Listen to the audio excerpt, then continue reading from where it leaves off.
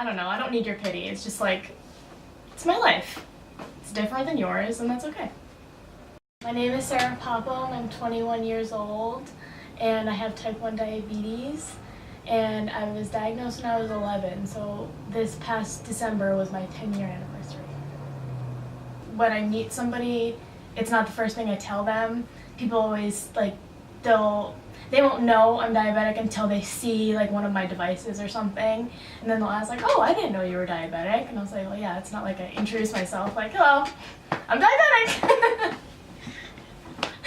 It's just not, like, I mean, granted, it is a huge part of my life, but it's not the first thing that somebody needs to know about me. Like, it doesn't define who I am as a person. So,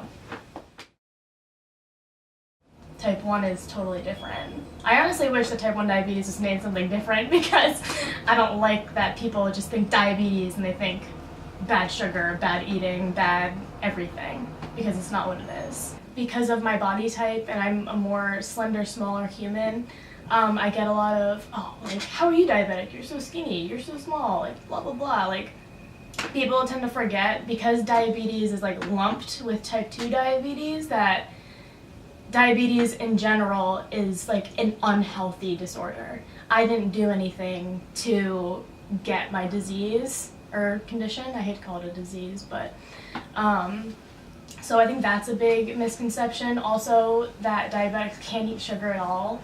I personally have a big sweet tooth, so I can definitely I can eat whatever I want, I can drink whatever I want. I just need to make sure that I'm compensating for it, and again, paying attention to my symptoms and making sure that I'm okay.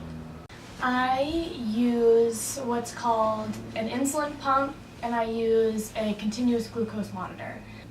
My insulin pump I've had since I was a senior in high school, so about 4 years now. And what it does is it allows me to not have to take shots all the time. So basically it has the insulin in it, and it's an infusion just right under my skin, and it gives me insulin continuously, and it allows me to what's called bolus, which is basically just giving a bigger amount of insulin from when I eat. And then my continuous glucose monitor, or CGM, I have what's called a Dexcom, and it's again just like a little device that is an infusion. It's under my skin, and it just tests my blood sugar every 5 minutes. And I have an app on my phone that shows my trend, and if I'm too high or too low, it alerts me and lets me know that I'm out of range and that I need to fix it.